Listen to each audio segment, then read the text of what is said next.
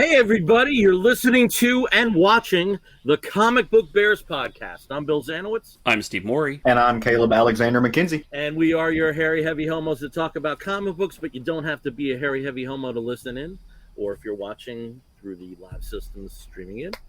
And we're back with you. We took last week off because this fella, if I'm pointing the right way, passed the Arkansas bar. So congratulations. I did. We're now, and you've now got 3 beautiful letters and a period after your name, like I can do. And Steve's going to have to go to law school now to stay on the show. I guess. Yeah, so, how do you feel? Relieved more than anything. Yeah. So it's just one of those things. Like that test is such a weird test. You just don't know. But for me, like, I went back to school at in my 30s. So it's not just same. So it's not just that you're fresh out of college. This is what you're going to do. For me, it was okay. Like my family depends on this. Like I need to do it. There's a lot of weight there. I've got people that I want to help. I've got like a mission that I'm on.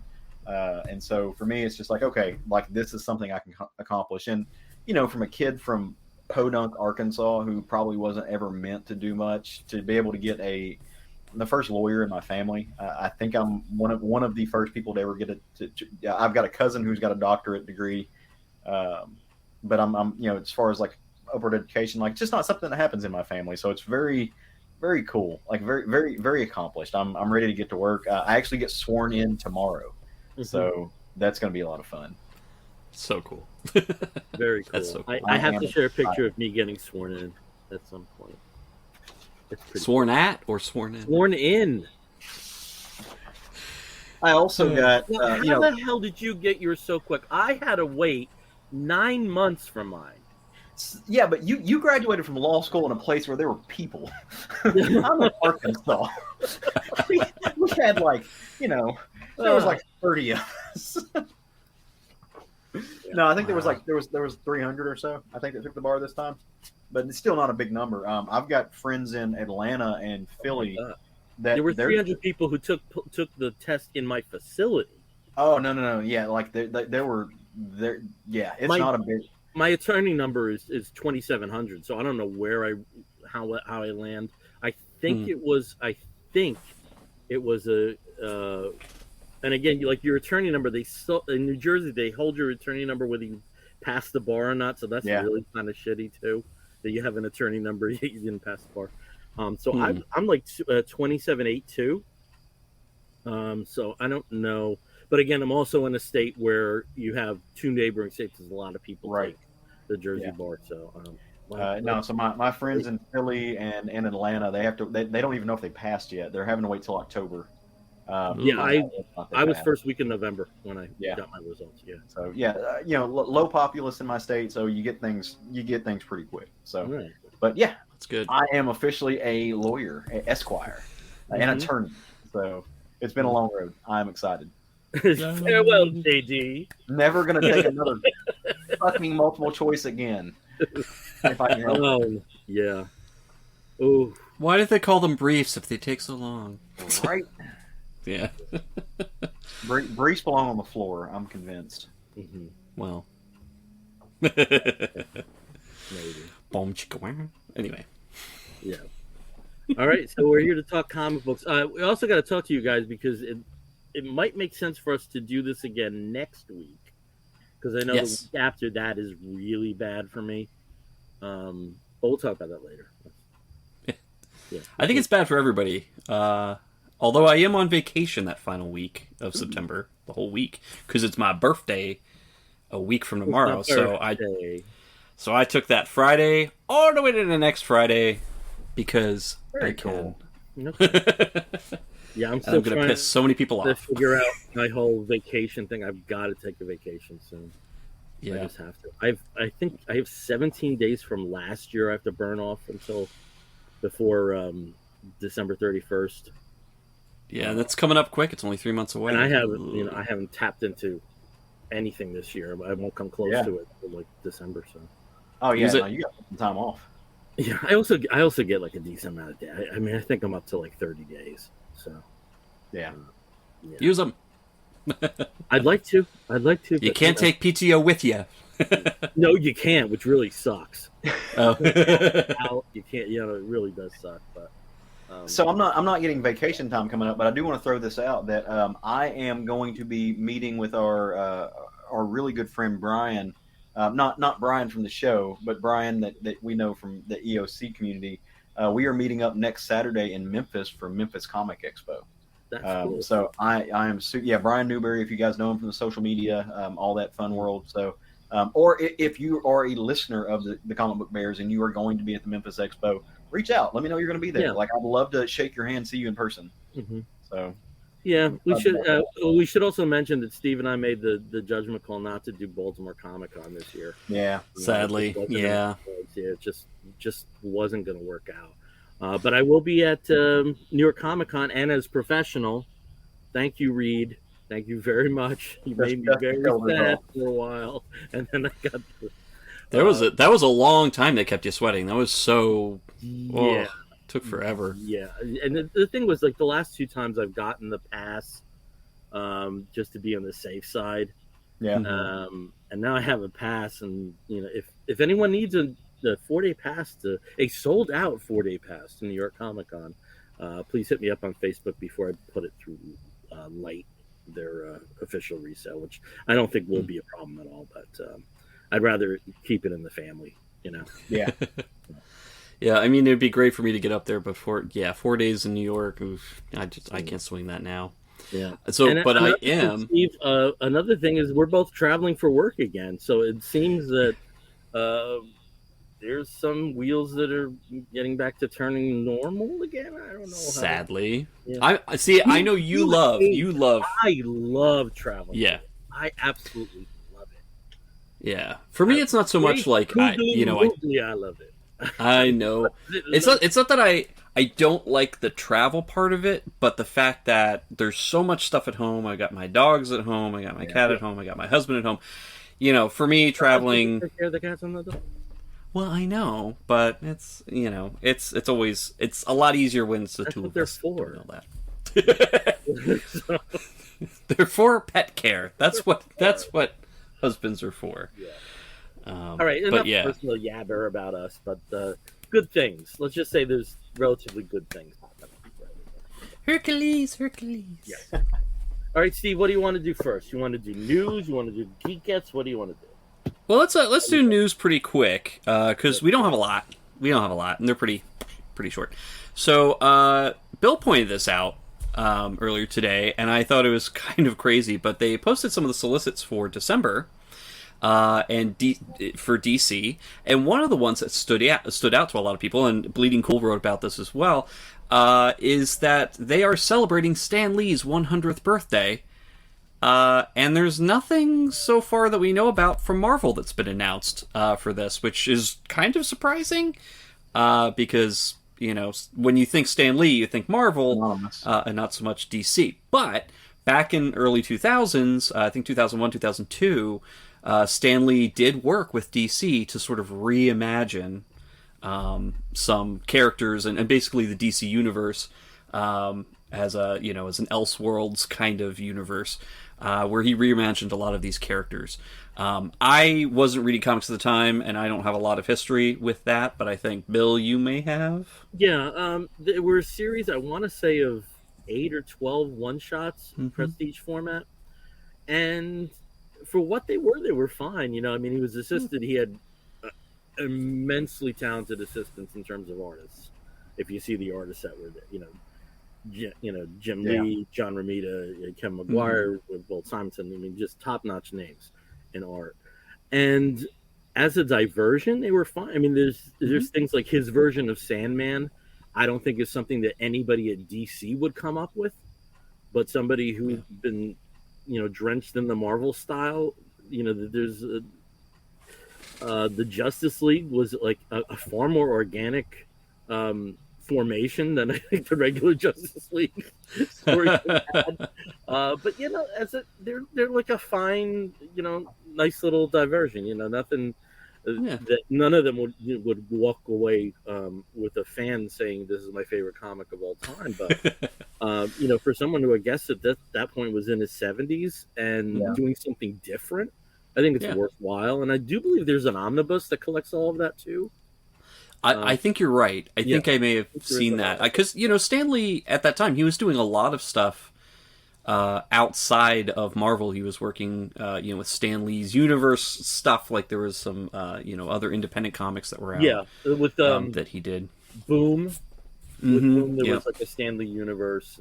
So there, he did something with Archie with the Mighty Seven. Oh, cool! Yeah, I didn't know that. He did dip his toes with other companies for the period after he was. Let's just put it this way: no longer Marvel exclusive. Yeah, but the cool thing about this is that it is an anthology, so it's a one shot, 96 pages. We were joking about this. Maybe they round up to 100 with the ads and the extra covers and stuff. But basically, they got a who's who to contribute to it. Basically everybody. I mean, you've got Steve Orlando, Kelly Jones, Mark Waid, Jerry Ordway, Stephanie Williams, Becky Cloonan, Kelly Hamner, Jim Lee. Like basically everybody is contributing either art or story or both to this, and that's pretty impressive, and I think it's pretty cool. Of course, now, it's like, well, what's Marvel going to do? And maybe they'll just have like a year of celebration for 2023. Who knows?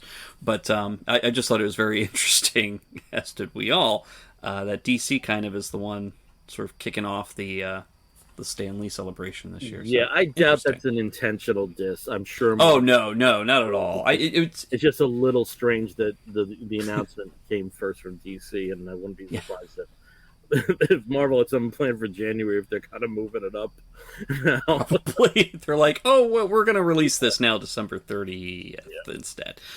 But yeah, I thought that was kind of funny. And then D23 took place just this past weekend. Before we, but on that point, before we get too far ahead, so part of me thought about this too, and I agree that it's not intentional, but I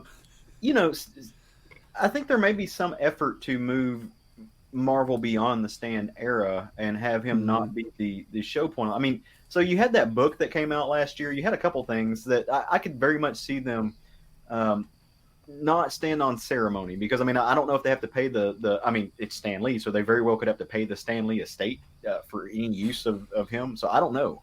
So that's what got me about that. I was like, okay, there may be something actually like technical here that's why they're not doing this, but I'd be curious to see if there's a reason other than just they're lost in editorial.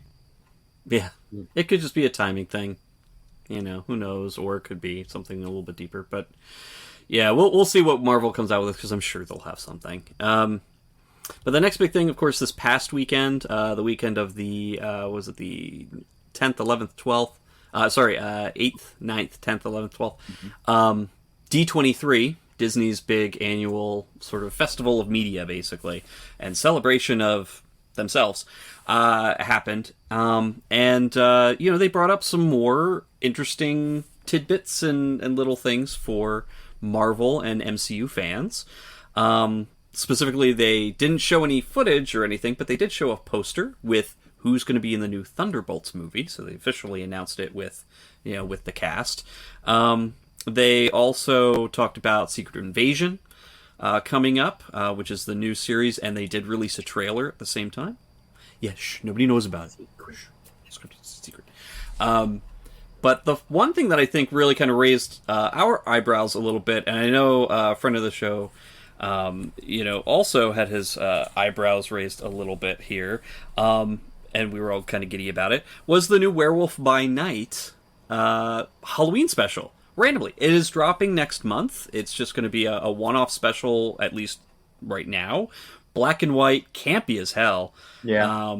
Featuring sort of more of a horror vibe, but a campy kind of comedy horror vibe, which hopefully will have some cool scare moments, but is set to feature Werewolf by Night very prominently as part of the story.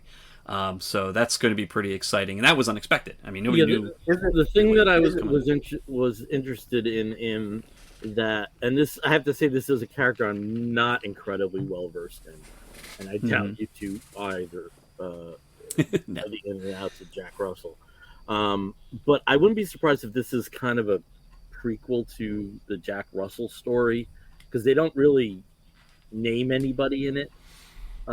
Since it's pretty clear it takes place in the 40s or 50s from the potentially saying potentially, like you said. I mean, who knows? It could just be black and white for the ambiance.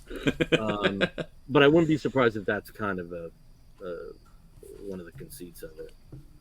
Yeah. So I'm excited for it, and again, because I wasn't expecting it, I think this will be it'll be a fun diversion for October. We do have David joining us. Hey, David. Hey, David. Hey, David. David will be New York Comic Con. Yes, go and see David at New York Comic Con, and tell him how awesome Nottingham was, because it is super awesome. So back to Werewolf by Night, is it Taika Waititi that's doing that? Because the trailer kind of had a Taika Waititi vibe. I don't know. I actually don't know too much about it. Had an announcement about their creative team. Mm-hmm.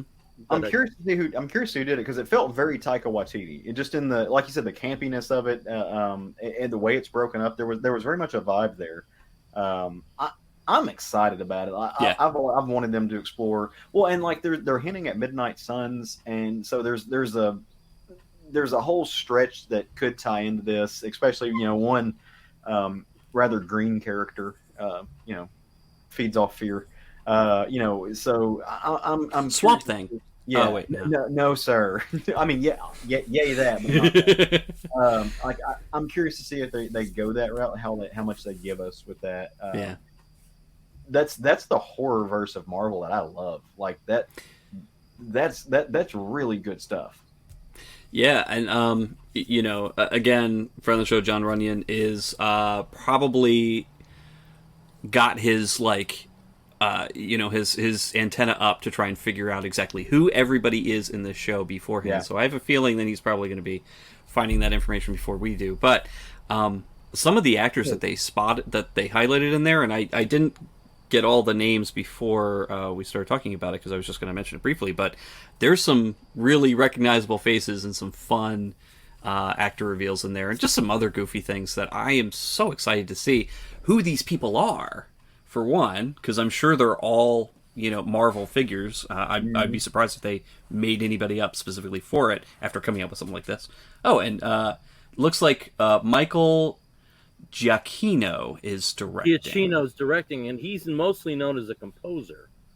I know he's directed a short deck, what's the Star Trek, the short decks, what do they call it? Short treks.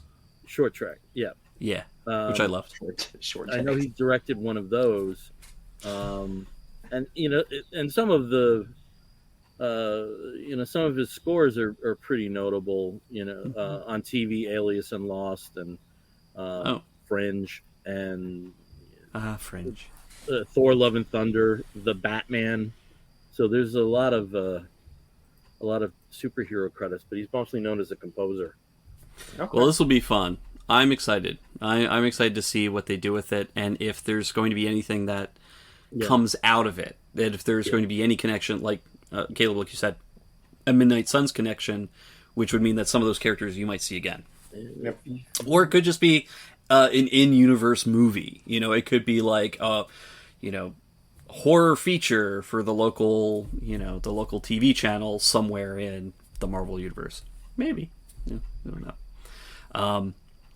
And there's a lot of Star Wars stuff, but we're not going to talk about that because you stop it. This is a comic book show. Even one of my comics is Star Wars. Don't you be an asshole. Right. Listen, before we started the show, one of our things is we try to keep the commentary that we have based on comic books. The core of Star Wars is not a comic book. We've talked about Star Wars plenty of times on this show. We've had episodes that dealt with Star Wars. Star Wars is in alignment with comic books, but at its heart, it's not a comic book. That's not the source material. That's all I'm saying. But also, speaking of, good that you mentioned it, we really do need to have another Star Wars episode, because there's been a lot that's come out since the last one. With our boys. Yeah, where we need to do like an all Star Wars, all episode kind of thing. Yeah. But yeah, so maybe we'll save some of that for that. But yeah, I mean, and they also put out some other clips that haven't been released to the public of upcoming movies. like the upcoming Wakanda Forever. They saw apparently attendees got to see a lot more of Namor, which is pretty exciting. We got to see a little bit more of Ironheart, a little bit more of some of the other, I guess, Quantumania. They showed the same clip that they showed in San Diego Comic-Con. So there's a lot of stuff that is pretty exciting. And of course, they did revisit the timeline to show when everything is coming out, and how they've pretty much done that. So, we get bits and pieces all the time. We'll get some more stuff with Wakanda Forever when it's released in November. So, looking forward to all that. And then finally, this just kind of dropped today. Wait. Mostly, I think you were missing one of the bigger pieces of news from the D23, and that was Thunderbolts. Yes. Oh yeah, Thunderbolts.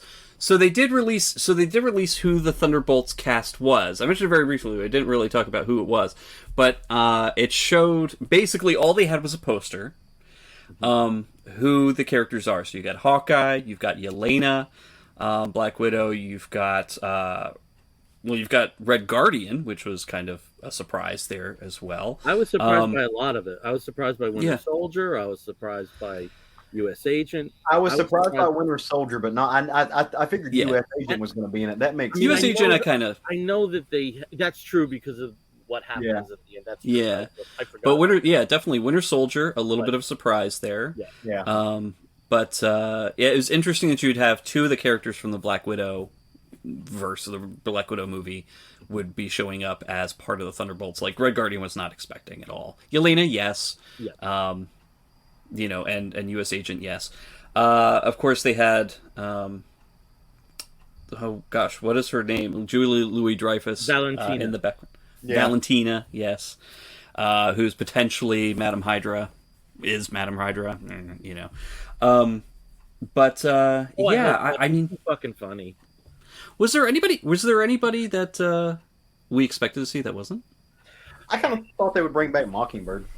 I thought that they may have, at least as an initial part, that some of the team may have been that original Zemo conceit of the villains disguised as heroes. So I wouldn't have been surprised if we had an Atlas, or I wouldn't be surprised if we had, or what's the Carla, what's her face? I forget the name. The bitch. Oh, I know who you're talking. Wasn't she Madam Mask? No. Mayhem? No, not Mayhem. Gosh, yeah. Now I. You know who I'm talking about, because I think cinematically. We'll figure it out. But I just thought cinematically that would have been an interesting character to have included. Moonstone. Moonstone. Moonstone. Sorry, yeah. Couldn't remember if it was Moonstone or Songbird. Songbird was the one that was. She was like the innocent. Yeah. She was the only real good one on the team, good person. So that was one thing you mentioned, Baron Zemo. So that was one thing that a lot of people pointed out. It was like Thunderbolts. I kind of associate that with Baron Zemo somehow, because he does in the comics quite a bit as part of it. And the potential, somebody had mentioned, well, maybe that's because he doesn't make it through the next Captain America movie. Captain America New World Order, which has been given a title. Maybe he doesn't make it. Maybe something happens to him in New World Order, and he's no longer around to be part of the Maybe he just decided to stay in that club dancing. Yeah, maybe he's just going to be dancing. He's going to become a choreographer. Go on, So You Think You Can Dance, or Dance with the Stars. Just, good stuff. Yeah, Marvel's really good / bad about not recycling its villains. So, I can see that being like, no, we gave you Baron Zemo. And if you're not going to go with that motif, if you're not going to go with the villains as heroes motif, which obviously they're not, you don't need them. I mean, and I love that original Thunderbolt stuff, right? Like, it's like I enjoy it. I've enjoyed a couple of iterations of Thunderbolts, but if you're not doing the villains motif, then you don't need Zemo. And you already have, they're putting people into those shapes. I mean, that's why we have Red Guardian, because he's essentially the Atlas figure, right? Mm-hmm. So I mean, we're getting those. I don't know what you call them. We're getting those aspects. The archetypes. You're getting the archetypes there. The same characters. But I'm also wondering. They're surprised to see 3 super soldiers on the team. That's true. Yeah. Yeah. David mentioned. Yeah, there are 3 separate serum. I thought may have been a recalibration with William Hurt's death, because one of the things that I liked about that particular Thunderbolts was that we literally knew who the Thunderbolt was in that lineup. I'm just wondering if that may have been part of their plan at some point. It's possible. I mean, because General Ross, William Hurt's General Ross was in several movies. Yeah. So we'll see. We'll see what comes with that. And again, it's so early days anyway with it. I mean, the fact that they just had a poster with sort of a general idea who the characters of Thunderbolts are, that could change, or they could just be using it as a bait and switch. I mean, we all saw Suicide Squad, that came out, the James Gunn version, where you start the movie with a total bait and switch, like, here's your team. Never mind. But yeah, we'll see. That's been done. We're not gonna. I don't think that. Yeah. And then the last bit of information just came out today, again with solicits. I don't know about, so this is all new to me. Yeah. So they revealed through solicits, for the final issue number 7 of the Dark Crisis on Infinite Earths storyline that's been going on with right now with. Sorry, my cat has decided that she wants to join. Is the big event in DC right now. The way they're finally going to end it is essentially by revealing the dawn of the DCU, the new post-Dark Crisis universe. So it's following in the same footsteps as the original Crisis on Infinite Earths, and this is a direct connection to this. Is a direct sequel to Crisis on Infinite Earths. And what we're going to be getting out of it, they didn't reveal too much, but it's going to be a completely new status quo again. So you have the remaining heroes of Earth Zero, you have the return of the Justice League, it's... I would say that they're setting it up that the heroes win, but how they win and what they sacrifice is going to change the way that the DC universe is going to go forward. They did not make it sound like they're going to do a new 52 again, so that's a good thing, I think, for most fans. But it does sound like there's going to be a very different version of the multiverse that we'll be getting. So, if it's just a solidified history, I'm happy. I mean, they could solidify history, and then they're going to have to change it again in 5 to 10 years. But because as much as I enjoyed Rebirth and what went down there, it was undefined. Yeah, and they've been trying to play with it for the past several years anyway. We know what happened with Generation Next and that shit. So yeah, and of course, you've also got concurrently going on the Flashpoint series, and I've just forgotten. And I imagine, at least in terms of storyline timeline, I imagine whatever is appearing in the New Justice Society series will take place after. Yeah. I'm excited. I'm really excited for that. I always I love crossovers. Everybody goes with I hate crossovers. It's so expensive. I fucking love crossovers. This a TV network can't do every show. Yeah. Crossing over into everything. A combo company can. Yeah. And even if it's just, look, there's red skies. That's okay. I remember those crossovers. I never understand these people whining and bitching about it's a crossover. I'm gonna have to stop and then restart again, and there'll be a fortune gap in my run. So, fuck you. I'm curious. They're rarely good. I understand that. They're rarely great. We have had. I mean, I think, and even with Marvel, I think the problem with Marvel on crossovers is they always start off great. Yeah. The first issues are great. I mean, think of the first issue of Fear Itself, Siege. I mean, those are great books, and then they just kind of peter out. DC is the opposite. They kind of get better at the end, historically. But I love crossovers. I never understood that I mean, that's one of the most comic booky things about comic books, and I don't know. So Bill, let me ask you a question though. Do you differentiate between a crossover and an event? Because I do to a point. So I do crossover. to a point. To a point, Mm-hmm. yeah. I like crossover. I don't always like. I don't event. get hung up on the names of it. I do see events that are more tied to a franchise than line wide. So. Yeah. But then again, you might end up with a tied to a particular franchise kind of crossover like AXE right now, which it's not good. Not a fan of. Okay, I'm not enjoying it. It didn't look good. It's fine. It's so grimdark, but that's all right. Meh. So anyway, but it does look interesting. So we'll see what things look like in January, and that's actually a pretty great time for them to refresh everything for the new year. So starting 2023 with a whole new type of whole new status quo. Hey. Probably a bunch of new books too. Nothing will be the same again. Nothing will be the same again. Nothing. Are they going to draw the line? They might draw the line. We'll draw the line at $4.99 now. Oh, we'll draw the line now. Now. But that's all I have. That's all I have. That'd be the best thing for a line-wide reboot. The new now. The new now. The new now next. Marvel now. Marvel. Yeah. Marvel now. Marvel right now. Marvel. Yeah. A little bit later than now. Yeah. I remember that initiative in the 2010s. Well, hey, did you want to do Geekettes? Sure. I actually have stuff. That's nice. Why don't you start since you usually don't have stuff? Well, I have two things here that I know.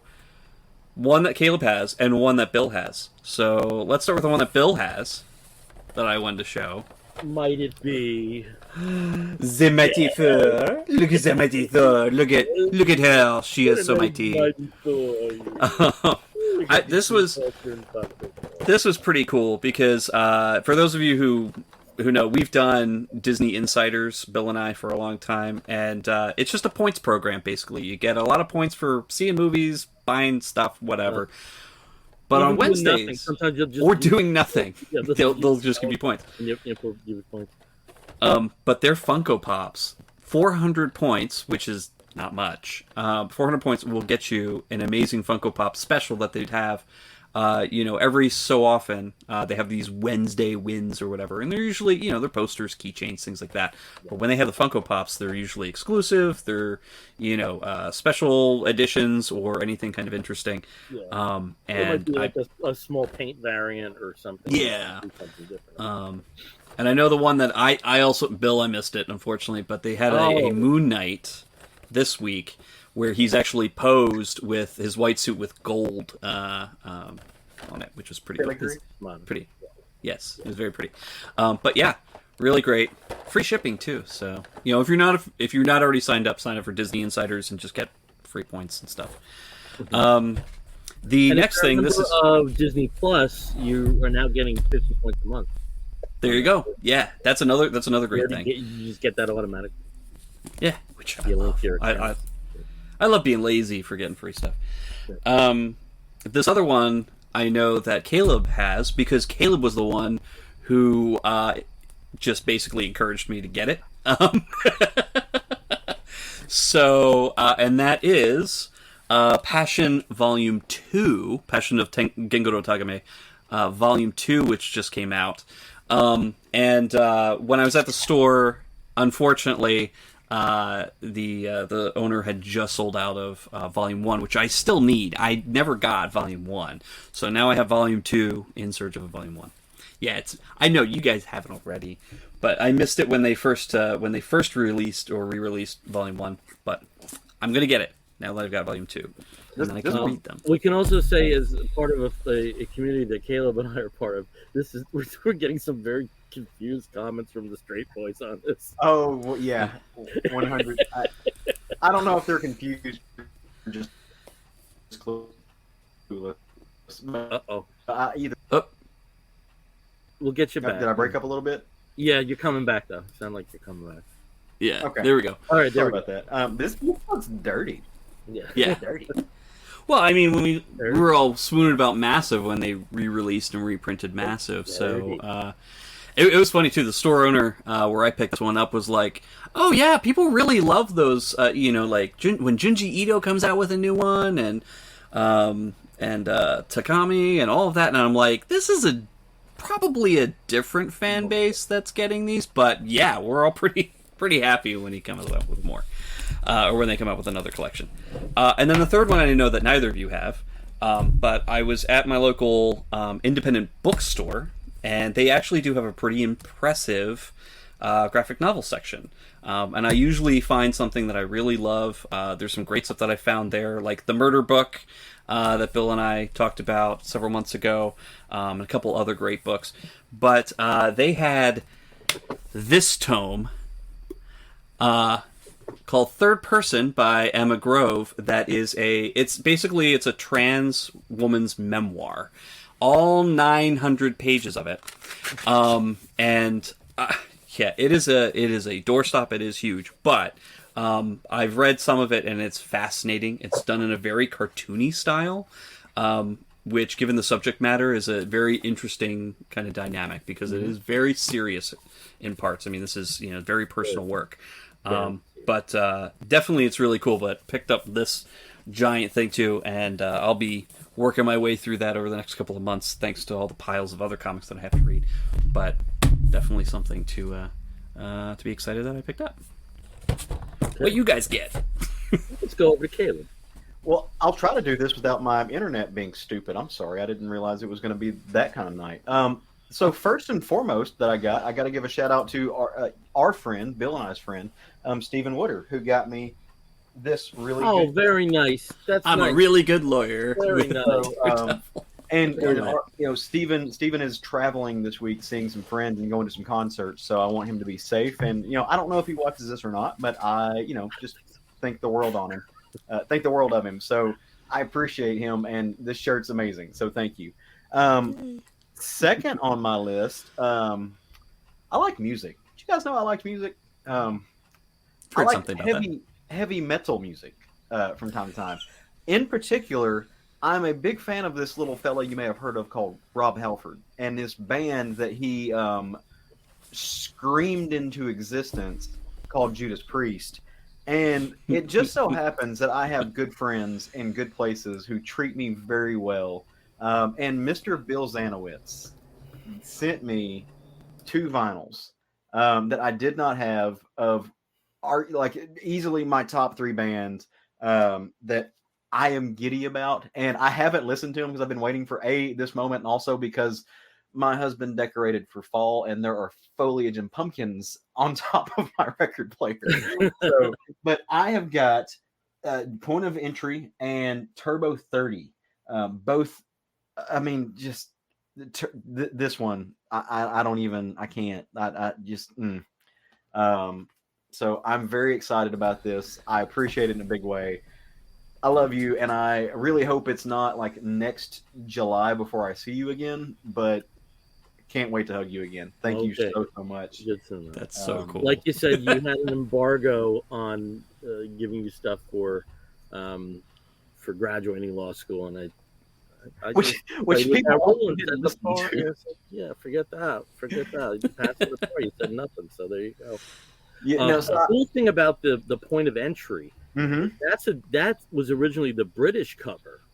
Oh, okay. In the States, there's a very different cover. The big song on that album was "Heading Out to the Highway." Yep. And let me see if I can get it here without. That's interesting. I didn't recognize this cover. I thought it was maybe a reprint or something. I didn't realize this was the original British version. I can get to it easily. Jesus. Oh, Batwing fell. So this was the cover in the States. Oh, okay.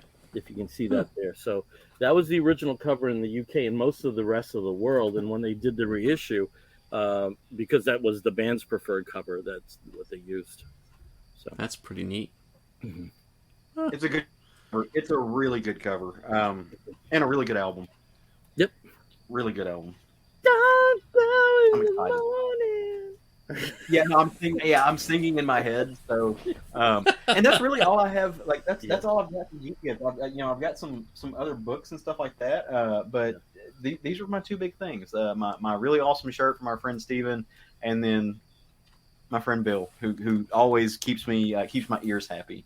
So thanks, guys.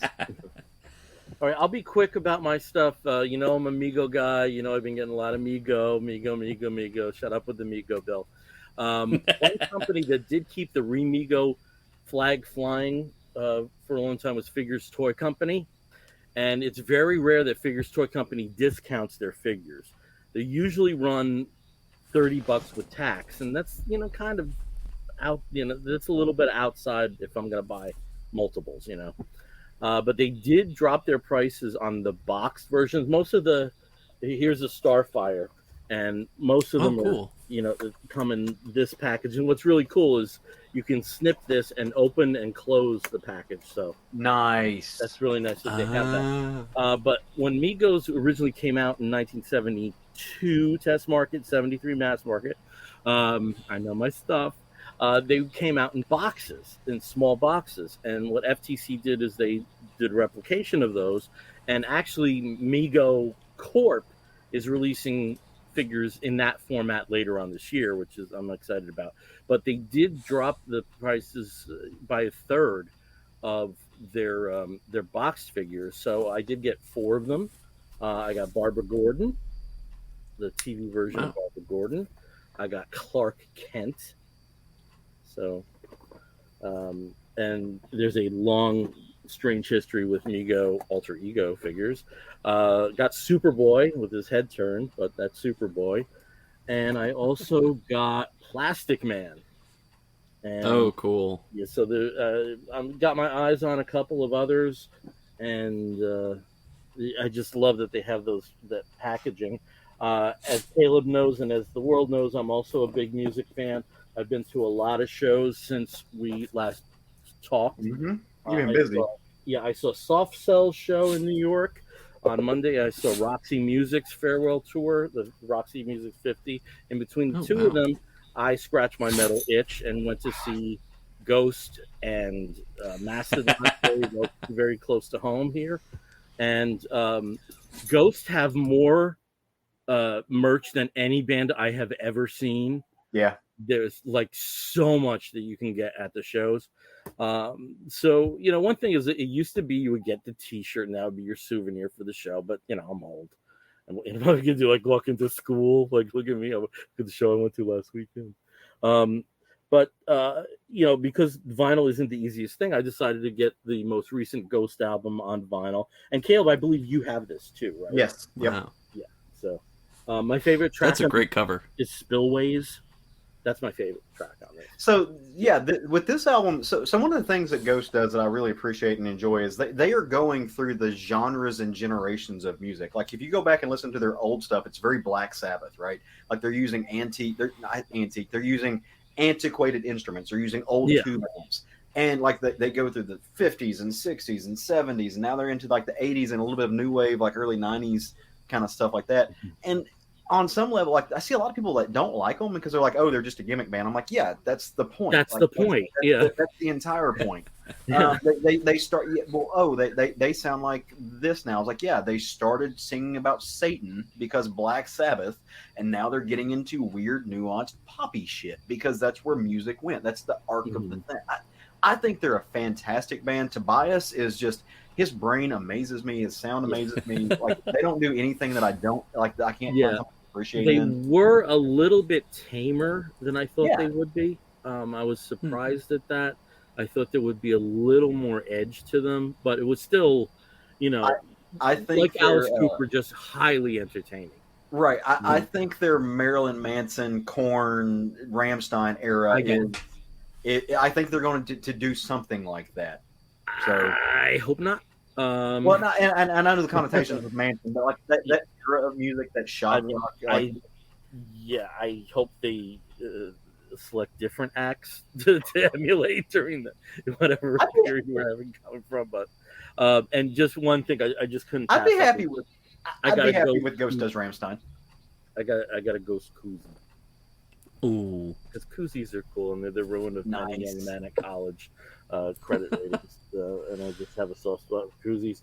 The only other thing I want to point out, I mean, I got a lot of stuff. I bought so many fucking toys. I had it. One of the reasons why we're not doing Baltimore. The real reason, I see. One of my favorite guests and one of my favorite people in the comics industry, period, is Ed Cato of Captain Action Enterprises. And if you're familiar with Captain Action, he was the original comic book based superhero from my deal. It was a little bit of a twist. You didn't get Superman or Batman figures, you got Superman or Batman costumes in the 1960s, and these are all worth a fortune. When I was a little kid, one of the earliest comic shops I went to had a Captain America from 1966 still on sale in the store in 1979. So I got it, and I should have never opened it. But at a recent show locally, I got the Captain Action Enterprises version of Captain America. So maybe at some point I'll open this, and you have the two different shields from the different periods. You can be masked. You can be Steve Rogers there, and also there are portions of other costumes. It's kind of like a Build-A-Figure. So there's parts of Hawkeye, the Hawkeye costume, and if you got the others that were in this wave, which was Spider-Man, Thor, and Loki, you can get the other parts and get 5 costumes instead of 4. But that's Captain Action. That's the in the past when I bought Captain Action stuff from the second reboot after Praying Mantis, sorry. It was always just the Captain Action specific stuff. I didn't get any of the Marvel connected costumes. So this is my first one. So happy. There's kind of like a continuance from what happened to me in '79 to now, and just treating this better. I did that one. Yeah. I always forgot that the triathlon symbol that they did for that character at Marvel was a throwback Captain Action. But like if you hold that up, the red, yellow, and I think it's red, yellow, and green in the corner.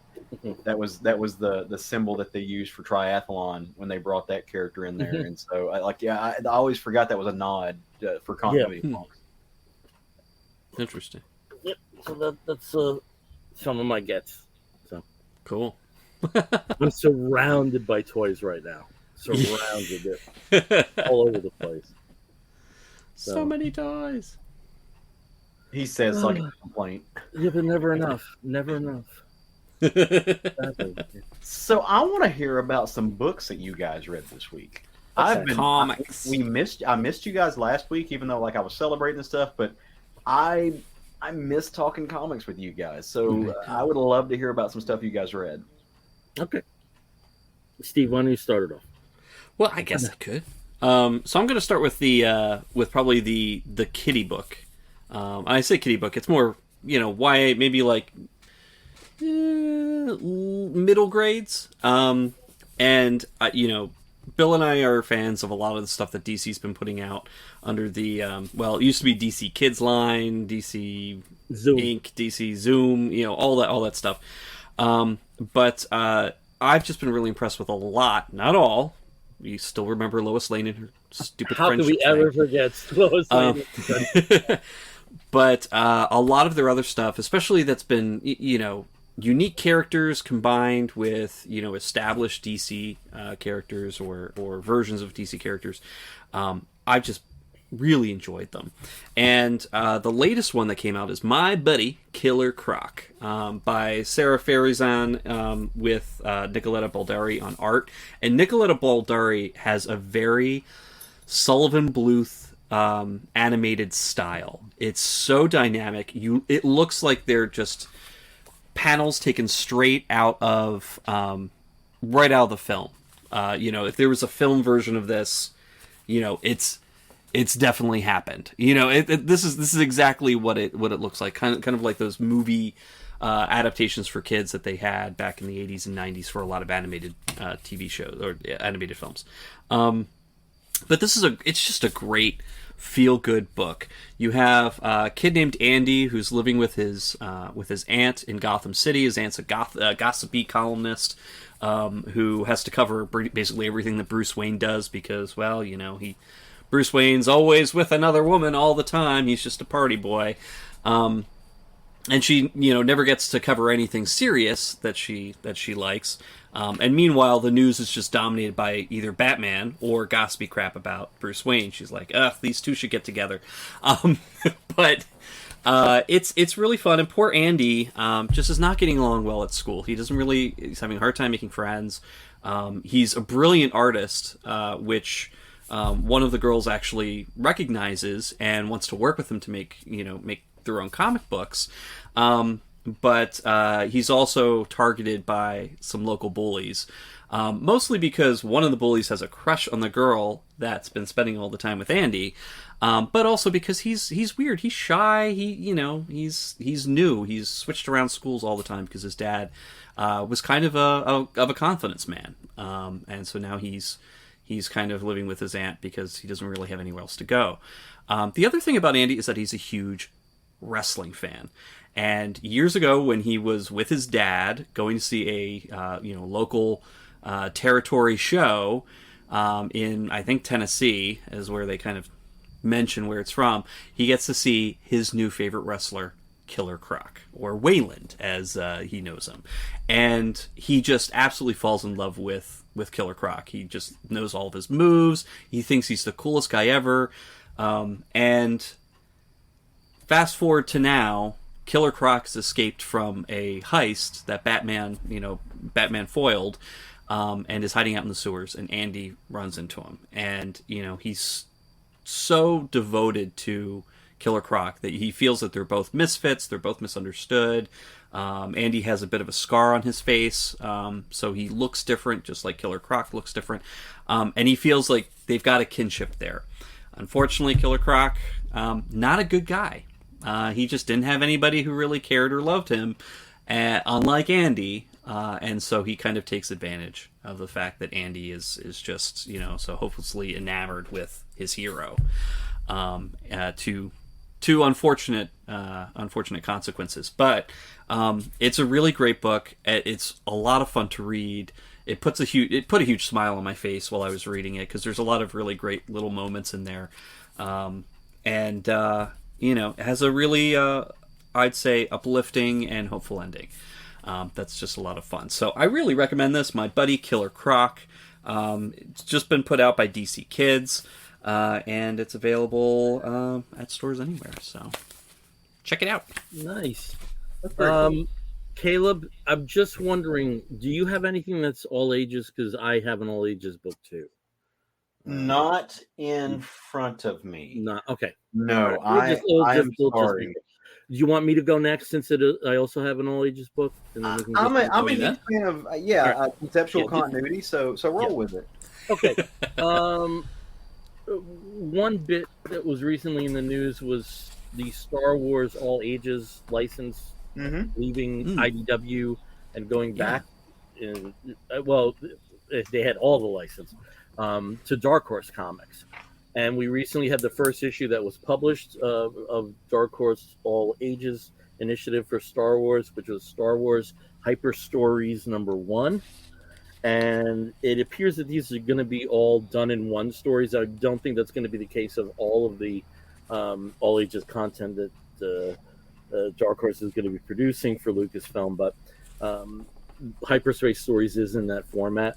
And as you can see from here, you see that we have our friends from the prequels. We have Obi-Wan, we have Padme, and we have Anakin, and the battle droids.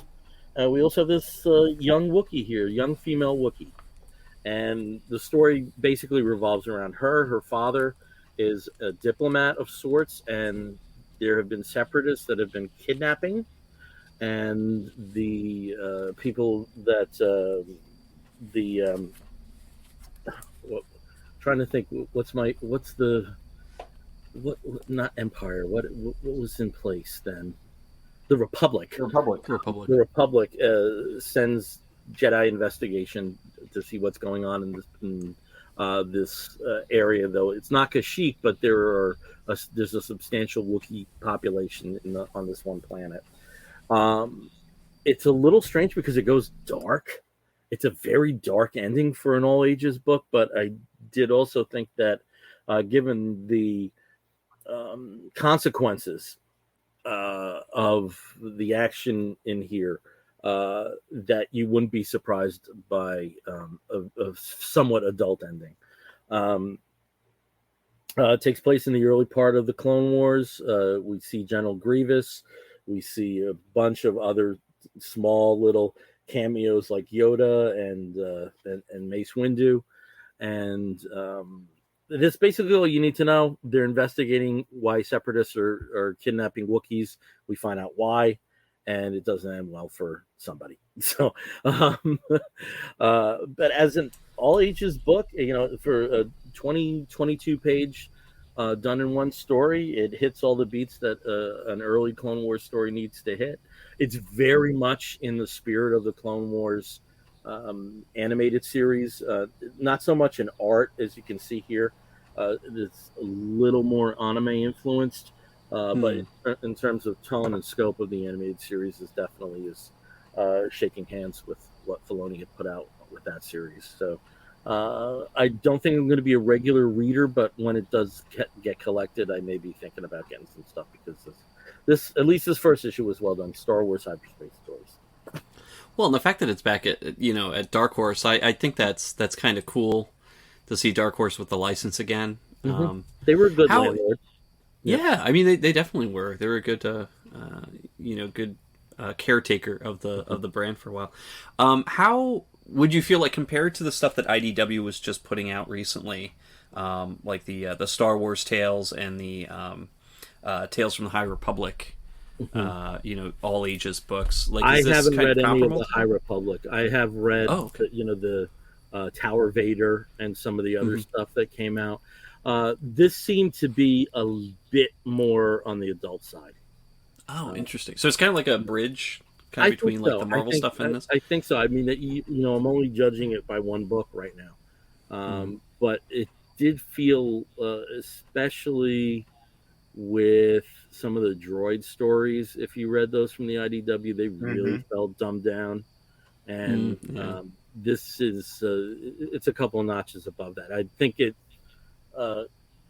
I felt this was much more comfortable and challenging a young reader than the IDW material was. And I don't want to slam the IDW material, because there's some fantastic art in the mix there. There's some absolutely fantastic art in the mix. But I think as a young reader, this would have made me feel a bit more respected. Okay. No, that's good, because I did kind of feel that way a little bit with the High Republic series that they had, even though it did tie in sometimes very directly to the Marvel to the Marvel Star Wars High Republic titles. With some of the even literally panels, like a panel you would see in the IDW book would mirror a panel that's happening in one of the Marvel titles. But yeah, it was definitely a lot more younger readers. Yeah. But yeah, cool.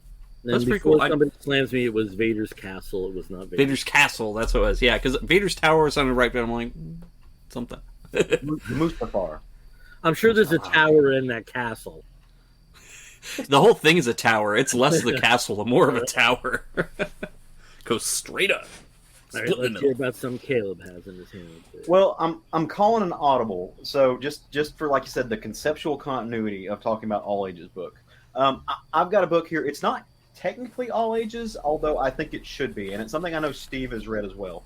And so if you saw me back over here and just pull it out of my stack, that's what I wasn't going to talk about this book, but it's worth talking about, and that is Twig. It's a series from Image Comics that I don't remember if we have talked about this book before. The first issue. I thought so. It's written by Scotty Young, drawn by a very different Kyle Stram than I have ever seen before, and then colored by Jean-Francois Bellieu, who does all of that I know of Scotty's books. Did Scotty's own drawn books. I think they worked together on Oz, but he's done all of his stuff through there, and then lettered by Nate Picos. If you are a fan of books like Bone, I think that you will absolutely love this series. Bone is incredible. It's a really fun story, and it very much ties into the theme of this. So if you're a fan of Bone, I really highly suggest you pick up Twig. Essentially, the long story short, Twig is a little small fuzzy cute creature who is shoved into a life that he is maybe not ready for. Basically, he's got to follow in his father's footsteps, and his father was I think they called him a placeling, and his whole job was to take these crystals, these artifacts that they would find, and journey through this mystical world and get them revealed, and then go take whatever object that is and put it in the right spot. And if they didn't do that, the world would come to an end. But something has happened to his father. He doesn't know what it is, and throughout this entire series, it's all very much it's his first day of work. In the first issue, he's late, and then he shows up at the last minute in the first issue, and something terrible has happened to the person who's supposed to teach him how to do his job. And so he's stuck with this artifact, and he has to make his own way. And he's constantly fumbling over himself. He's constantly doing the wrong thing. He's getting in his own way, and he thinks he's ruining everything. So it's very much this spirit of kind of that first day of school for a child when they don't know what they should know. Or not even that. First day of law school for a law student, when you realize that you don't know what you don't know, and you're supposed to, and you're expected to already know those things. But he's got this little buddy, this little arthropod. I don't know what to call him. His name is Splat. He's this little weird slug creature that is his road companion. And they go on these adventures and do a really good job showing you this amazing world and the landscape that's built into it. And as he takes these 2 steps forward and inevitably 1 step back through each issue, through the 5th issue, that get him to the place that he is now. And the 5th issue is the last issue, but they reach a spot where they are stuck between a rock and a hard place. And the artifact that they think is the key to everything. It's the thing that they need to save the world. It's kind of been destroyed. It's called the Heartstone, and they don't know how to get it back. Like he thinks that everything is just he's failed. He's failed for not, and he's got to finish this journey knowing that he's a failure. But he reaches a point to where he starts to realize, and he has this memory of his father, and there's this beautiful moment to where he's remembering sitting on his dad's knee, and his dad is talking to him. And this book is like a lot of these all ages children's book. Like there's some type of moralism in it. And there's this beautiful scene where his dad says, having heart is like having an unseen thing deep inside you that gives you the strength and the courage to keep others alive if need be. And in that single sentence, Scotty Young is able to sum up the entire spirit of what an all ages adventure story should be. It truly is to look inside yourself. I mean, as adults, we think about these things and we're like, oh, well, yeah, that's the spirit of these stories. That's the low hanging fruit. But it's amazing how many adults don't understand this. It's amazing how many adults aren't able to read an all ages story, to read an adventure story, old stories like DuckTales, old stories like Disney stories. And they really aren't able to pull out these thematic, very simplistic, true to life spirit things and apply them to their self and their own self-esteem and their own self-worth. And I think more adults should read these stories that we're all talking about, especially these adventure stories. It is spectacular. I won't say how it ends. There's a very, very cool twist at the end that kind of opens up this world. Weirdly enough, fans of video games, I think, will really appreciate where this book goes. But I thought it was both adorable, wonderful, heartfelt, and strangely heavy for an all ages story, because it is an all ages story, but it's strangely, I mean, just like Bill was talking about, it's strangely heavy. Not in the same way as Bill's story, but just the emotional weight and the emotional labor that this character goes through to get past all the monsters and the demons. And then you just get into the design of these creatures. Kyle Stram, who I know from horror, like I know him from works that he did with Justin Jordan, the works that he did with I want to say what was that book that he did with he did Spread with Justin Jordan. He's done a ton of stuff, but he's had very grotesque look to him, and he's Cham Henson. Like he's channeling these weird and wonderful, beautiful, gorgeous, like deep animated themes. There's a little bit of Miyazaki in there, but not it's not super anime, but it's there. You know what I mean? So, and if you listen to him and Scotty, this was very much it was a story that was supposed to go into a different direction. Then the pandemic hit, and they said, you know what, we're not telling the story that we want to tell. So it's very much a pandemic comic. It's very much a pandemic book, and it turned out to be something incredible. Like I love a lot of Scotty's work, but this, especially in the short form that it is, it's beautiful, it's wonderful, and it's something that like I want my nephew to read, I want my nieces to read, I want my husband to read, I want like just go for it. So I highly recommend Twig if you hadn't picked it up. All 5 issues, beautiful story, and fit for literally all ages. All right, cool. I have to. That is something I would think about picking up in trade, and especially with Image's price points. Yeah, you should. Oh yeah, I think that would. It's, and I have to. I think it was like the page, after the page that you showed us. This, to me, is just so gorgeous. But you see some of Strom's work in there, because Strom is known for doing these very like twisted, organic, globular kind of shapes. But here they're less, threatening and terrifying, and more fascinating and, strangely beautiful. And it's so weird seeing some of the other stuff that he's done, like Unearth, and I think he was doing that's what I was thinking about. That's the book I was thinking about. Yeah. Unearth and Spread, and just, where it's very gruesome and gory and, bio body horror just stuff. And he takes some of those same techniques, and with the colors, the colors from both of you, just gorgeous. Yeah. Gorgeous. And it in this context, with the all ages sort of format, it looks really cool. Like, it's very weird and out there. I like how you said it's very kind of like Henson. It's very Dark Crystal. Yeah, it is. Where, like, everything's organic, but in a way that's less threatening and more just marvelous and wondrous and stuff. So, but yeah, cool. I loved it too. Okay, we're up against the clock. I think we can still get 2 titles in each, but I think we got to be quick. Yeah. So okay, let's be quick, and let's start with Steve here. So this is my other pick. You can see my beautiful Maria Lovett cover, because I love anything by Maria Lovett. She did not draw this book, but she did the cover. This is Tvr Cult, or Tvr Kult, True Cult, which, I don't understand the reasons for the V's necessarily. I think it's Swedish. I don't know. It's True Cult. The V makes sense once you finish reading the first issue. I think a little bit. It's interesting, but basically it centers around this poor schlub Marty, who has been working the same job at Burger Lord for like 9-10 years now, maybe even more. Flipping burgers, just working shifts. Not even a manager. Has just been basically doing the same thing, plugging it away since high school.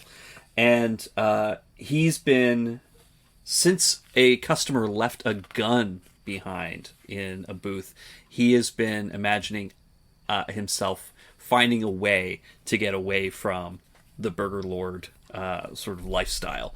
And he hatches his plan to go and hold up all of the stores in the shopping center where the Burger Lord's located.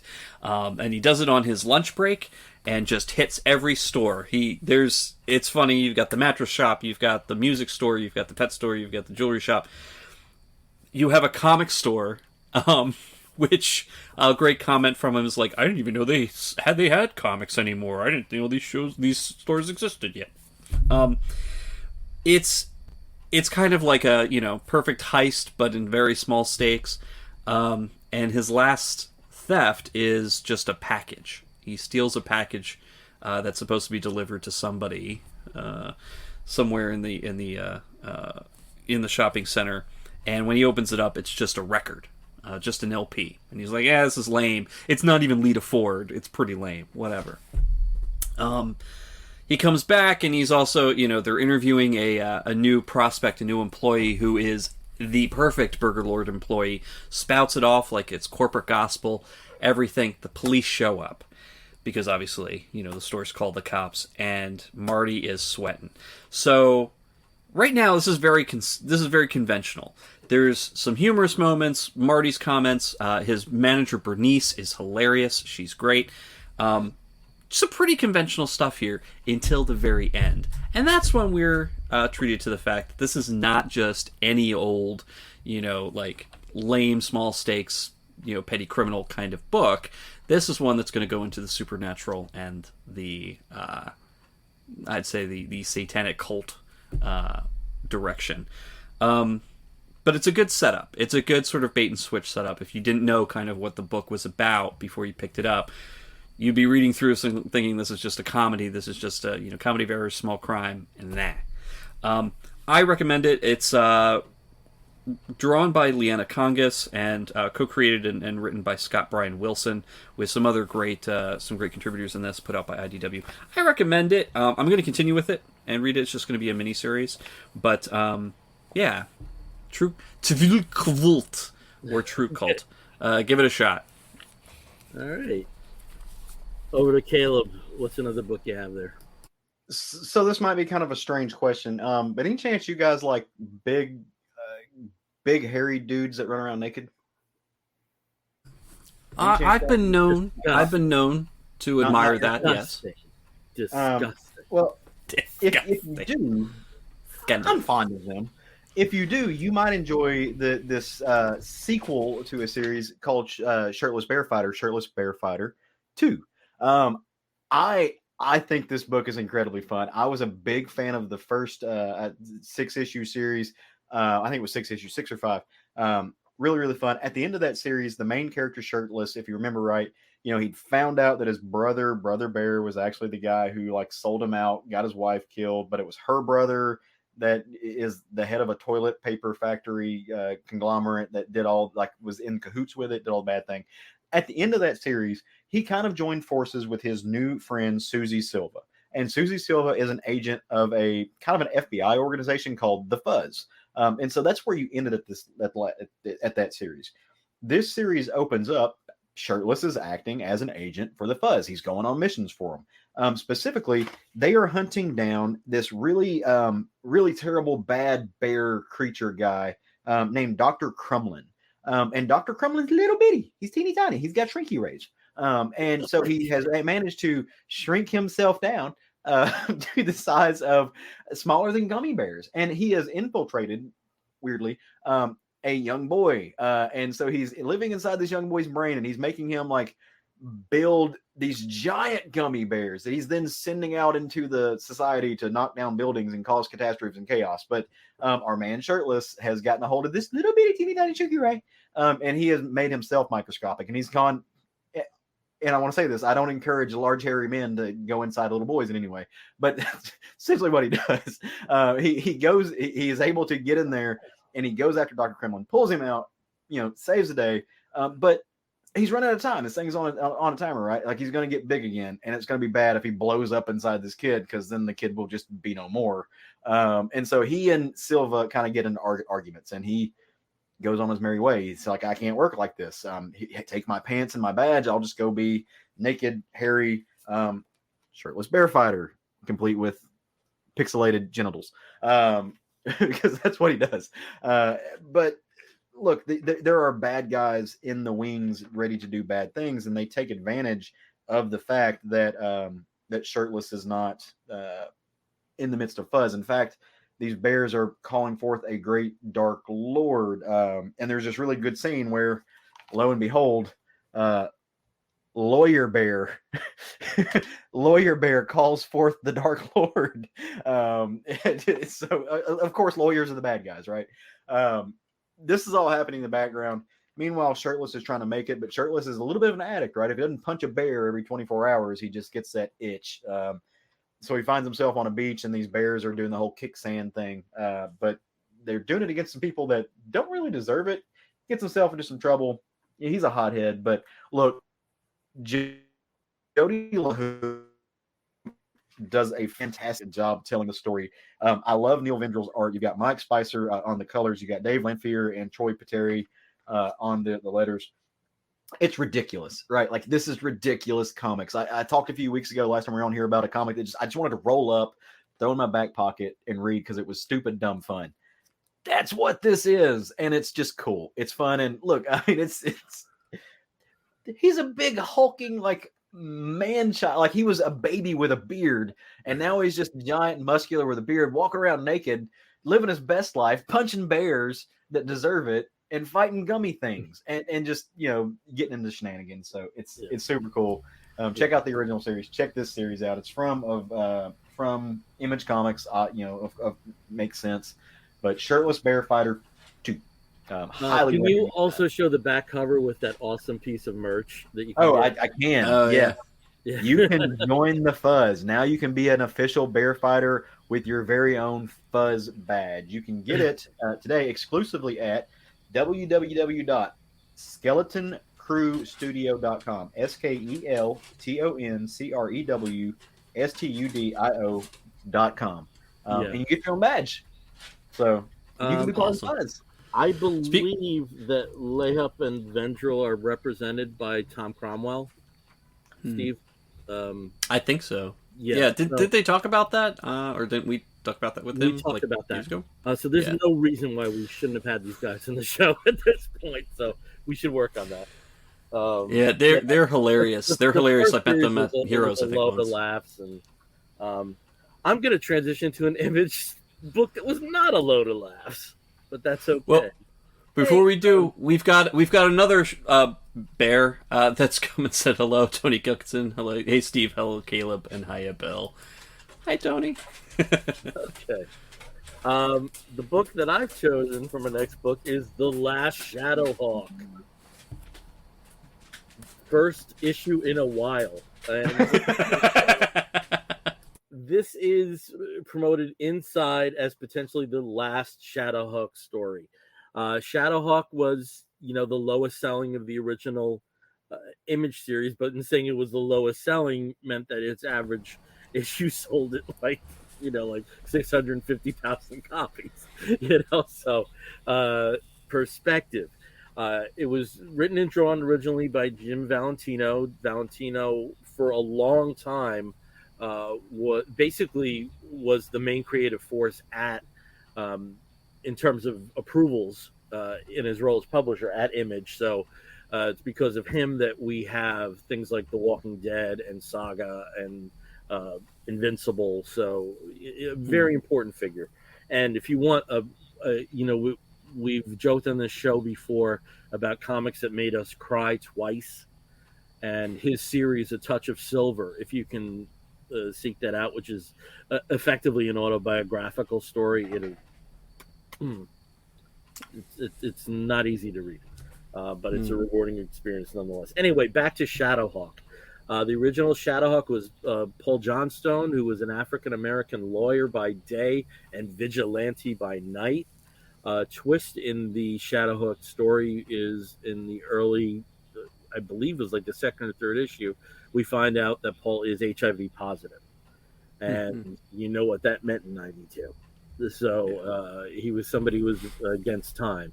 And in his role as vigilante, he would not kill his opponents, but he would always break their backs.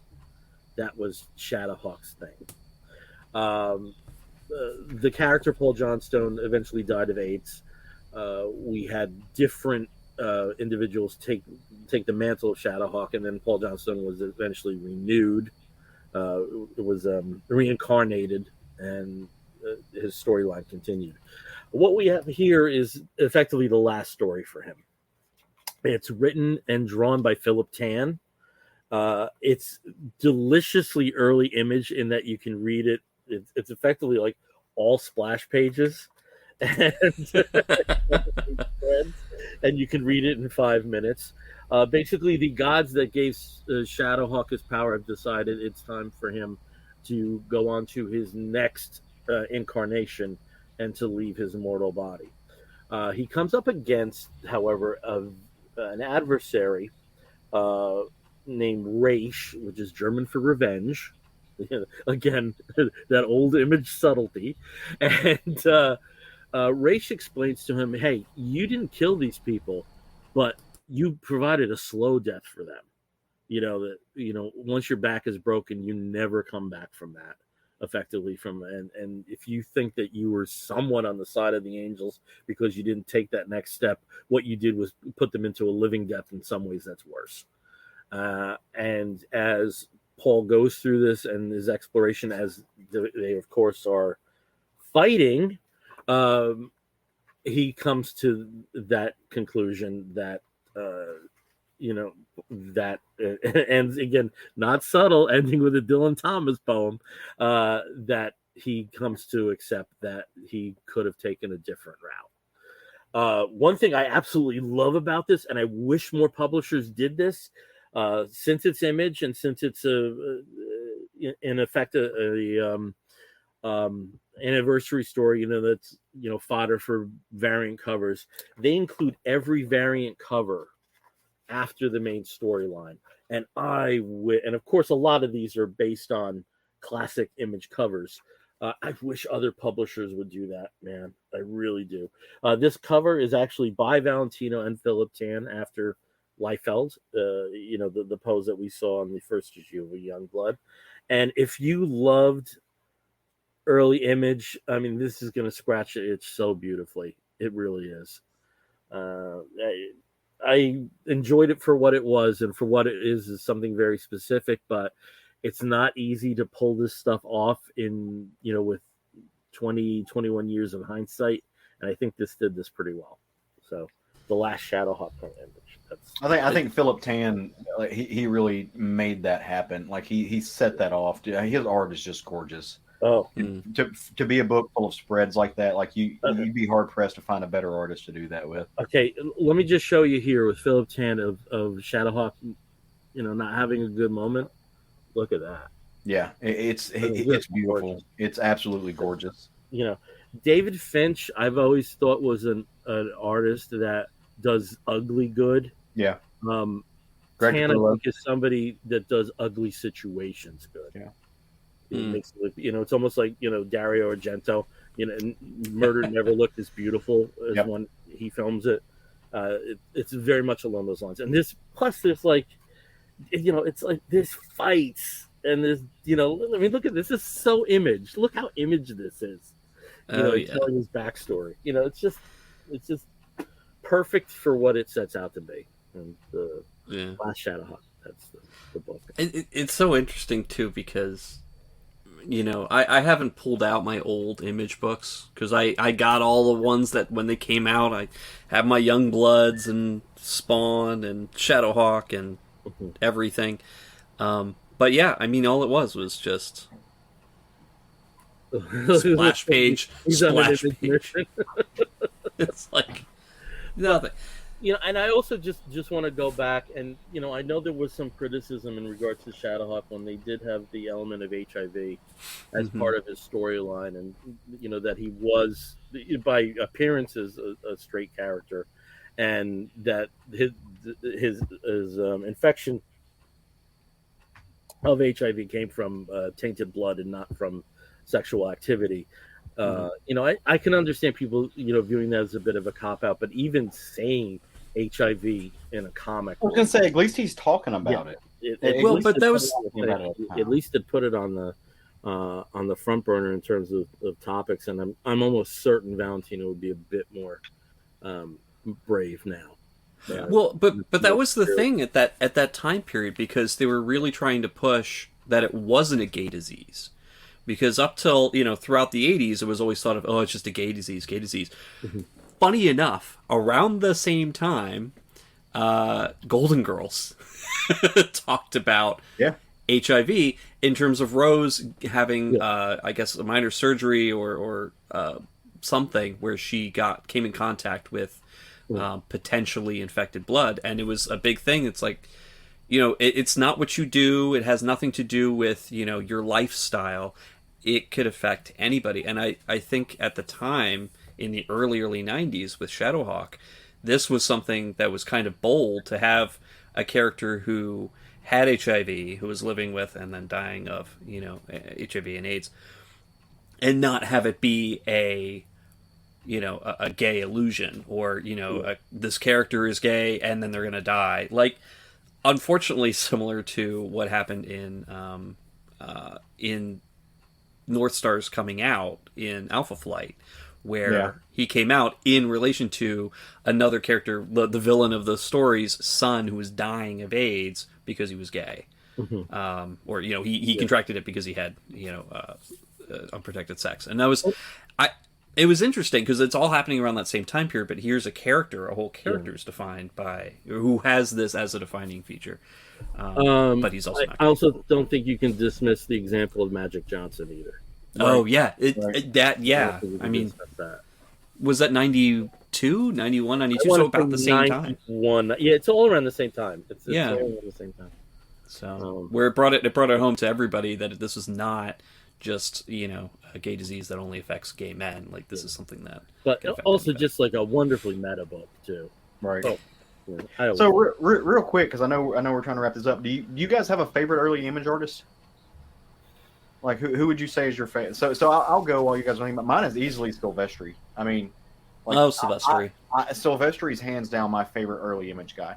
I just love what he puts on the page. Everything bioorganic. I know it was very much of its time, but like that dude, even get back to his Wolverine stuff, just could draw anything. I absolutely adore his stuff. Yeah. McFarlane for me. McFarlane?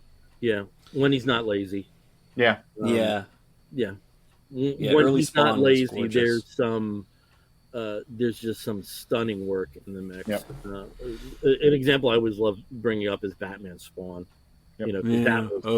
He took his time on that. Those were some capes. Those were capes. I'm gonna agree with McFarlane. Yeah. Oh yeah. I'm gonna agree with Tony here because Tony Gilkinson, Jim Lee for me as well, because I had fallen in love with his art style in X-Men, and then of course when I followed him to Image, just Wildcats, and he continued doing that thing that now I think definitely looks very dated. It looks very much of that time period, but I mean, he could just draw characters that looked powerful without compromising other body parts. Unlike I don't want to talk too much about certain other artists who could do like large, powerful figures, but then there was always something that didn't look right. But Jim Lee always kind of looked, even though it was crazy proportions, proportional. That made sense. It was also interesting because you remember, Steve, earlier in the week when we were looking at some of the variant covers of Action, and 50. The Jim Lee cover there's no action in there. It's a snapshot of a very mundane moment in human existence. That it's so I love seeing that from him. I was expecting it would be the pose. And the dynamic pose breaking out of something. Instead, we got something very different and in a lot of ways more powerful. And also, he could draw like really sexy dudes, like his Wolverine and his what is the character's name from Wildcats? The short guy, Imp. Imp. No. Yeah, Marlowe. I mean, you just sort of like get these like powerfully built, super hairy dudes chomping cigars, apparently. But anyway, it's just. But also, I think every image creator had something to offer. Yes, they did. Yeah. They did. Even the ones that catch flag today, they absolutely had something. They had something to offer, and after a point, I think there was this. Of course, I think there were times Larson was aping McFarlane. I think. Yeah. I think that's there. Well, and so did Jim Lee. I mean, Jim Lee completely changed his style. I mean, all of them did. At the end, some of that is just the nature of doing commercial art. Yeah, there was something that was selling 1 million copies. Right. Why wouldn't you ape that? Yeah. Oh yeah. Everybody did. They just did it better than most. At the same token, you had established artists that were changing their styles. Yeah. To look like that. Look at Herb Trimpe on Fantastic Four Unlimited, and you may as well have an RL signature on it. Yeah. Yeah. Oh, yeah. Yes. Yes. So yes. Well, in Jim Lee's style, it worked backwards too, in a sense, just because that's where the marketplace was. Exactly. Yeah. Okay. Yeah. I never thought about who my favorite Image artist was until now. Yeah. And good question. Point probably was, and I also love early McFarlane, like Infinity Inc., where he's doing that wonderful style with the heads that break up the panels and stuff. I agree. Fan, so I love. I mean, I agree about Early McFarlane on Infinity Inc., but I think what unfortunately did him a disservice was the quality of the colors. And some of the printing on some of those issues before they went to sort of more of a prestige or like a premium form, not prestige, but premium format. The book was always a Baxter book. But there's some poor Baxter and Mando. Yeah. You can tell a difference between the first like 2,000 or 3,000 in a run, and then what the plates were doing after, particularly the Mando stuff with the color bleeds. That's because that's what I'm talking about. Because those are what I saw. I saw a ton of those. Yeah, so I think that maybe what you're talking about is like, and you can see that with Perez too. Yeah, I mean, I have some issues of the Baxter run of New Teen Titans when they rebooted it at 1, and my issues 2 and 4 are exquisite, and 1 and 3 don't look anything like the printing process of 2 and 4. So I think a lot of that had to be, the printing process, and that you had like a kind of, there was a threshold, and then the plates just weren't as effective. Started to slide or bleed, and because that's actually, I read a ton of Infinity. The Mando paper stuff, you really see that in some books. You really see that in some books, and that's why they stopped after. I think Crisis on Infinite Earths, I think the first issue or 2 were Mando, and after a point they just time out. We have to that's not worth it. I mean, you're ruining the product on a visual medium. Yeah. which is sad, because I went back and I found a lot of Infinity Inc. From the 80s when I was actually buying back issues in the early 90s, and I loved it because I loved Infinity Inc. so much. But there were so many of those issues that I got where it was just, hey, I love this artist, but man, it looks like somebody kind of took the color and then shifted it over like a 1/4 inch on everything, so everything just looks smeared or out of place or out of focus. Yeah. And it was just so frustrating because that I think people forget how long his run. He was on that book for 2.5 years. Mm-hmm. Oh yeah, it's a long run that he's on that. Yeah. So. Okay. Really, McFarland. Do you want to talk about another book, or just go on to wrap it up? Because if we do talk about another book, it's real quick. I'll throw out a quick book if you want. Why don't we save it for next week, since we are meeting next week? That sound good? That works. And maybe we'll do like a little less news. We'll do a little less gets, and we'll just dive into books. A little more rock and roll, a little less country, a little more rock and roll. Okay. Yeah, why not? All right, well, we're going to start wrapping this episode up, and when we wrap an episode of the Comic Book Bears up, we do so with a segment we call the Woofs of the Week segment. In the bear community, if you find a fellow attractive, you woof at him, or maybe you flash your fuzz badge. And flash my fuzz. Flash your fuzz badge. And we do something similar. We woof at things that may be a comic book or a film or a TV program or a charitable initiative. Anything under the sun that we think you, fair listener or viewer, may be interested in sampling. I'll start, as I always do, with Steve. Steve, what is your woof of the week? My woof of the week, and I think this might be a little bit of a repeat, but it's specific to an episode of this show. Boss, I know you just watched it, but the Dark Side of Comedy's episode on... brain. The episode on Artie Lang last week. Artie Lang, I've always, I think of Artie Lang in 2 modes. First mode, Mad TV. Mad TV, he was the wild, crazy John Belushi of the cast. Had some great, very irreverent characters that you're like, they could never do today. That were really big at the time when he was doing that. And then the second stage of his career, of course, was the Howard Stern show. And he's always struck me as kind of a buffoon. He's, drug addict and alcoholic and all sorts of crazy stuff and does all these wild things. And in that Howard Stern era, like these kind of larger than life characters that would be on the show that would, just do all these crazy things. I always thought of it as like stunts, just they're doing it for the listeners. They're just doing it to be crazy and outrageous and all that.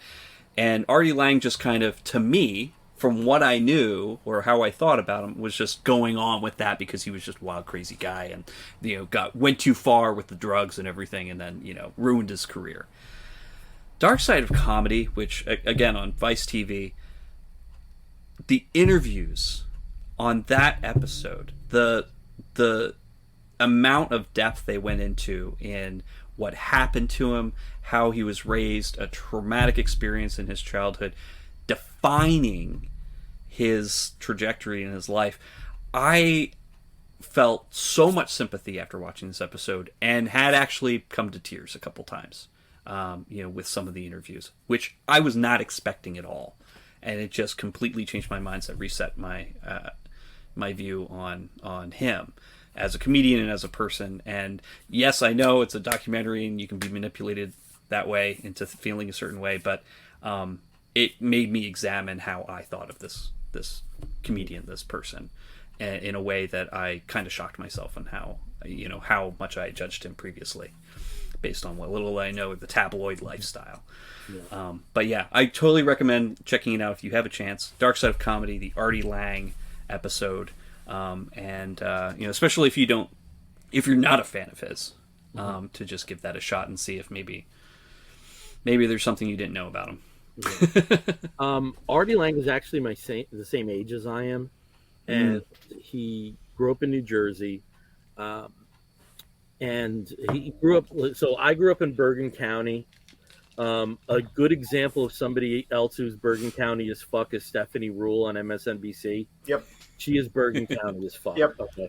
You go down, and then so you're going down. You have a little bit of Passaic, you have a little bit of Essex County going down, and then you hit Union County. Artie Lang is Union County as fuck. And actually, my friend Dale from high school was all state in baseball as Artie was, and where Artie was a center fielder, Dale was a catcher. So there's like a tiny little 6 degree of separation there. But I agree. It was a very well done episode. You get this feeling that this is somebody that had strikes against him, but some of those strikes against him were calls that he made himself. Mm-hmm. And especially just the most heartbreaking stuff is seeing some of the later Stern show footage and just how the spiral he's going down. Yeah.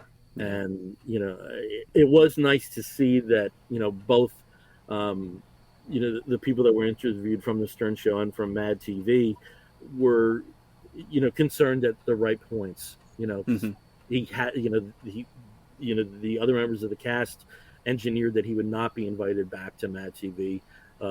Stern Show production facilities basically told him to go home, and he never was allowed to come back. Yeah. As a mechanism of keeping him alive, trying to keep him alive. And physically, he's very different now. I won't spoil it if people don't understand that. Don't know. Yeah. I also just saw that Roseanne episode just now. Oh, Brett Butler. Oh my God. Oh, poor Brett Butler. I would give her a hug. It's a tough show to watch. But a rewarding episode. So I will definitely agree with you on this one, Steve. Yeah. So I just wanted to talk. I know we've mentioned it before as a really cool, entry into the Dark Side series of Vice's documentaries. But the Artie Lang episode. Recommend. All right, over to Caleb. Caleb, what is your wolf of the week? So my first little wolf goes out to Steve with this haircut he has going on over here. That's nice. Got a little shaped up. But no, my second. My wolf goes out to some local things here in Little Rock, or North Little Rock, I should say, that are happening. Really good friend of mine, friend from college. Her and her husband opened up a local bookstore.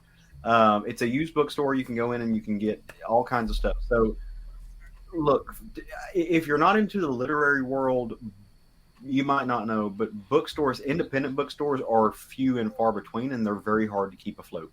So for young people to engage in this endeavor, to go in there and go all in like they're doing, it's incredibly brave, incredibly bold, and I really appreciate it. This book they also sell online. I think they sell through Amazon, but they sell through a number of ways. But they have a physical store now. You can walk in and you can get all kinds of anything. I walked in and I was like, oh, there's books on presidents. There's books on thermodynamics. There's kids books. There's a book on corn. There was something book of cock, and it was like chickens. It was all chickens. So really just fun. I mean, it's amazing what these used bookstores will get in and do. Well, I walked in with complete plans on, going to buy something to support the cause, support my friends. But I walk in and I see this shelf, and it's nothing but these hardcovers of. Let me try to hold all these up so you can see them. Oh my God! Yeah, no, it's a lot. It's these hardcovers of if you remember the Redwall books by an author named Brian Jacques. It is anthropomorphic mice, squirrels, rodents, very Game of Thrones, but for kids. If you've read Mouse Guard, it's very Mouse Guard, but it's all done in prose. I devoured these books when I was a kid. I've got a ton of them in softcover in another room in a closet somewhere. Had no hardcovers, but Beautywood Books had them on sale for like $5 a piece. So I got all of these hardcovers for $5 pop. So all that to say is my Wolf of the Week goes out to my friends for taking a giant step and doing something amazing, but also to all the independent bookstore owners and operators out there who are just doing fucking rock star work. Like, keep up the good, like, support those folks. I'll go in and I don't know when I'm going to get these read, but I'm still going to go back next week and like buy something because you need that. That is a mark of culture in your community. So, pass by Barnes and Noble. Don't get it off Amazon if you can. Support mom and pop shops and your local bookstores. And one thing I do 100%. Want to say, I imagine it's the cases you're providing here and the things that I've seen, is the independent bookstores that have survived and the new independent bookstores that are opening have been very focused on community. And they're doing it right. And you would think twice about getting something by saving the $4 friggin' dollars. Of getting it on Amazon and getting it right to your door, to actually supporting something local. And I mean, we're all versed in the comic book world, so we're all okay with used. It's important to keep that going. The secondhand nature of some of this stuff, because why shouldn't things be loved more than once? And it sounds like an amazing story and that you have there, Caleb, about that. It really is cool. And to that end, like, I have a ton of comics and a ton of graphic novels that I don't know if I'll ever read again. And so one of the things I've decided to do is, instead of, so I'm still part of groups and I'll send stuff to other people who have read them, but there's stuff that I'm just not like, I'm not in love with. So I'm going to take them and donate it to them for the resale factor. Hopefully they'll make a profit off of it. It's not cost them anything. I've already read the books. So I'm going to start helping them flush out their graphic novel section and stuff, and suggesting things that they can get. So cool.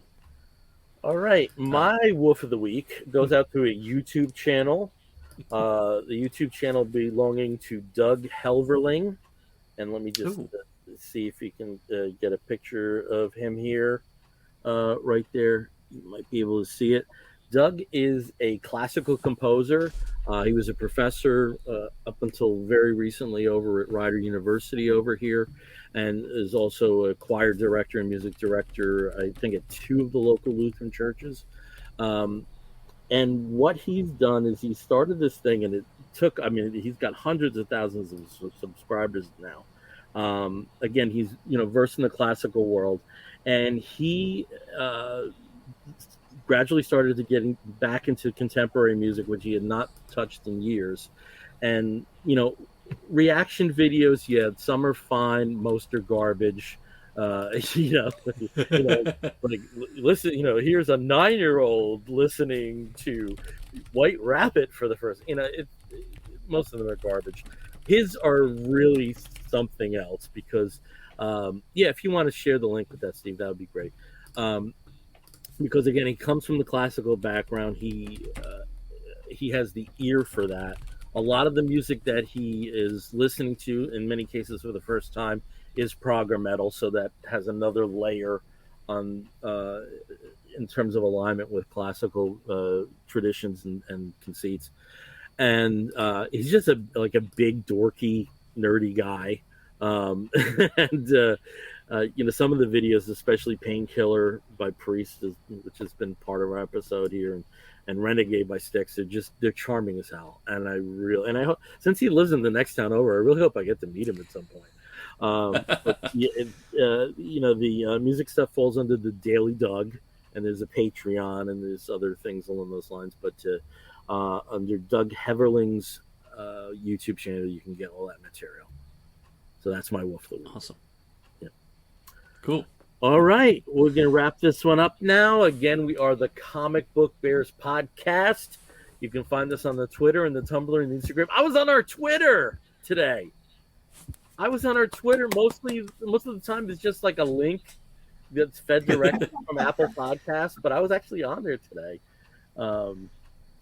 Because someone sent something dirty, but naughty Twitter. It's good to revisit. Tumblr as Comic Book Bears. You can find us on the Facebook as Comic Book Bears Podcast. If you want to listen to us, you can do so, as I had just mentioned before, through Apple Podcasts, through Stitcher Radio, and many of the other podcatching platforms. If you want to write to us, please do so by sending an email to comicbookbears@gmail.com. If you have joined us for our live stream, thank you very much for joining us tonight. If you are watching us delayed on our YouTube channel, thank you very much, and please leave a positive review if you can. Until next time. Oh, look, it's Clark Kent. Until next time, I'm Bill Zanowitz. I'm Steve Morey. And I'm Caleb Alexander McKenzie. You're going to hear a woof and an explosion. We'll be back real soon. Take care, everyone. Woof!